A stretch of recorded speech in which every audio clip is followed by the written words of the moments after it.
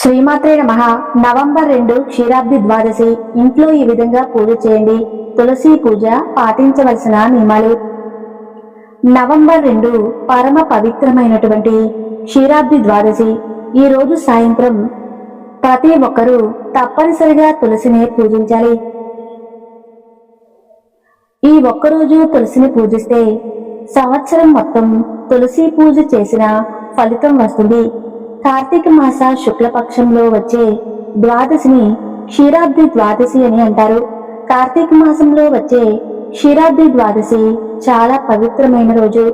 కార్తీక మాసంలో పూజలు చేసేవాళ్ళు ఈ ద్వాదశి రోజున ఖచ్చితంగా ఇంట్లో తులసి నారాయణుల పూజ చేసుకోవాలి.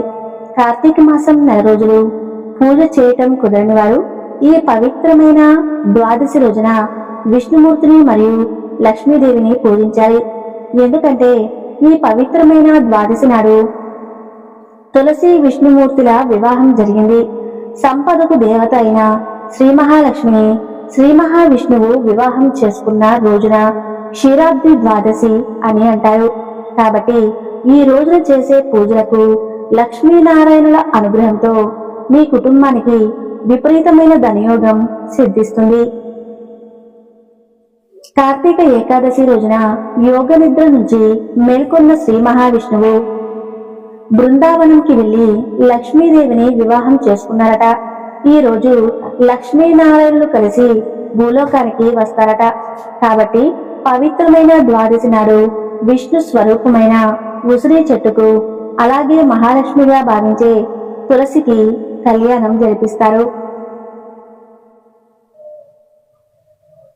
ఈ ద్వాదశి రోజున శ్రీ మహావిష్ణువు దంపతులిద్దరూ భూమిపై తిరుగుతూ తన భక్తులు చేసే పూజలను చూస్తూ శ్రీ మహావిష్ణువు సంతోషపడిపోయి భక్తులకు కోరిన వరాలను కోరికలను సులభంగా నెరవేరుస్తాడట.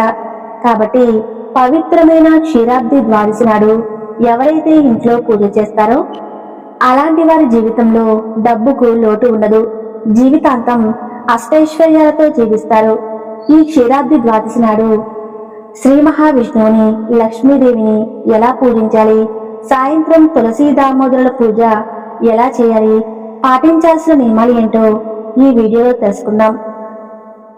ముందుగా అందరూ ఈ వీడియోకి లైక్ చేసి ఓం శ్రీ మహాలక్ష్మీదేవి నమః అని కామెంట్ చేయండి. నవంబర్ 2వ తేదీన ఆదివారం నాడు ఉదయం ఇంట్లో పూజ చేసి సాయంత్రం 6 గంటల సమయంలో తులసి దామోదరుల పూజ చేయాలి. ఈ ద్వాదశి రోజున స్త్రీలు ఉదయాన్నే నిద్రలేచి తలస్నానం చేయాలి. ద్వాదశి రోజున తలస్నానం చేసేటప్పుడు నీటిలో కొంచెం పసుపు వేసుకొని స్నానం చేస్తే జాతక దోషాలు తొలగిపోయి మీ జాతకంలో అదృష్టం పెరుగుతుంది. పూజా గదిలో ఉన్న లక్ష్మీ పటాన్ని, విష్ణు రూపమైన వెంకటేశ్వర స్వామి పటాన్ని పూలతో నిండుగా అలంకరించుకోవాలి.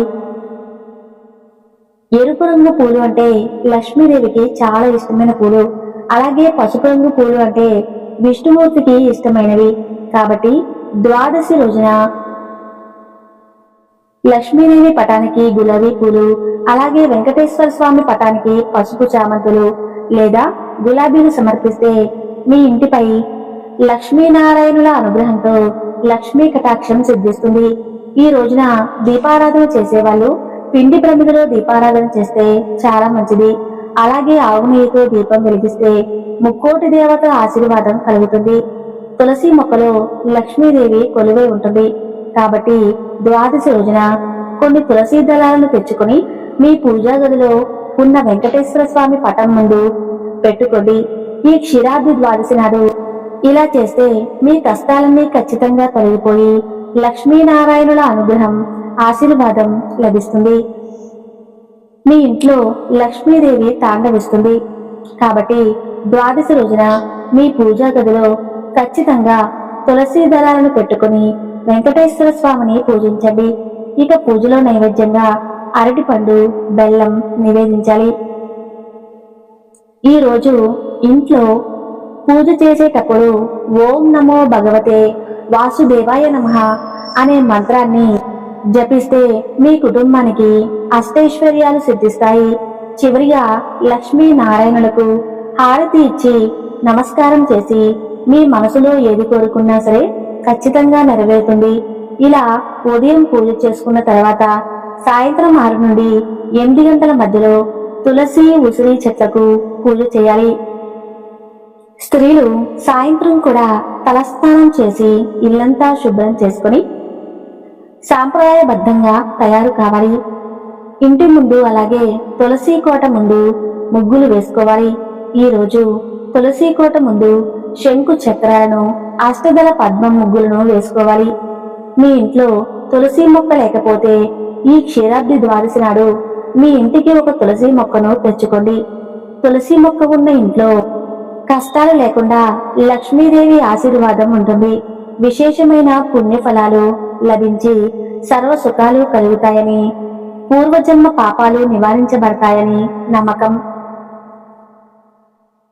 సంవత్సరంలో ఏ రోజైనా సరే దీపారాధన చేయకపోతే వచ్చే దోషం ఈ రోజు దీపారాధన చేయటం వల్ల ఆ దోషాలు పరిహారం అవుతాయి. అలాగే అప్పుల సమస్యలు తొలగిపోయి విపరీతమైన ధనయోగం కలుగుతుంది. సంవత్సరం మొత్తం తులసిని పూజిస్తే వచ్చే ఫలితం ఈ రోజున తులసిని అలాగే శ్రీ మహావిష్ణువు స్వరూపమైన ఉసిరి చెట్టును పూజించడం వలన వస్తుంది. అలాగే మీ ఇంట్లో ఉసిరి మొక్క లేకపోతే మీ దగ్గరలో ఎక్కడైనా మొక్కలు దొరుకుతాయి, తెచ్చుకోండి. లేదంటే ఉసిరి చెట్టు దగ్గర వెళ్లి ఒక చిన్న కొమ్మని విరిచి తెచ్చుకుని తులసి కోటలో తులసి పక్కనే నాటి ఇద్దరికీ కలిపి వస్త్రం లేదా వస్త్రమాల సమర్పించండి. ఆ తర్వాత తులసి కోట ముందు దీపం వెలిగించండి. మీకు శాస్త్రవేత్తంగా పూజ చేయటం వస్తే చేయండి.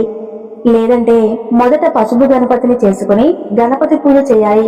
ఆ తర్వాత స్వామి అమ్మవార్లకు ఆవాహన చేసుకుని గంధం, కుంకుమ పూలు, అక్షంతలను సమర్పించి సంకల్పం చెప్పుకోండి.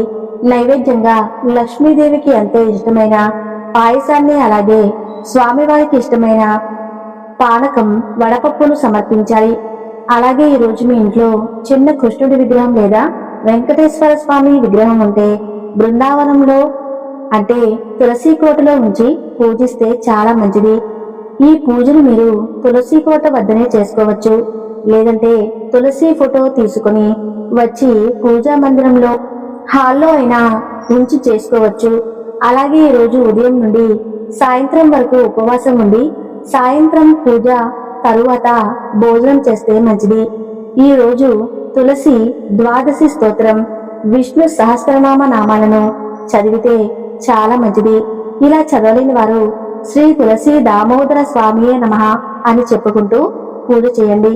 లేదా ఓం శ్రీ లక్ష్మీ నారాయణాయ నమః అని పూజ చేసినా కూడా విశేషమైన ఫలితం కలుగుతుంది. ఈ రోజు ఇలా లక్ష్మీనారాయణను తులసి ఉసిరి స్వరూపంలో పూజిస్తే అది వైకుంఠంలో ఉన్న లక్ష్మీనారాయణులకు తప్పకుండా చేరుతుంది.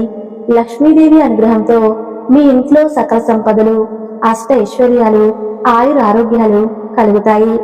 క్షీరాబ్ది ద్వాదశి రోజున చేయవలసిన పూజా విధానం తెలుసుకున్నారు కదా. ఈ వీడియో మీకు ఉపయోగపడింది అనుకుంటే తప్పకుండా వీడియోకి లైక్ చేసి ఓం లక్ష్మీదేవియే నమః అని కామెంట్ చేయండి. Thank you.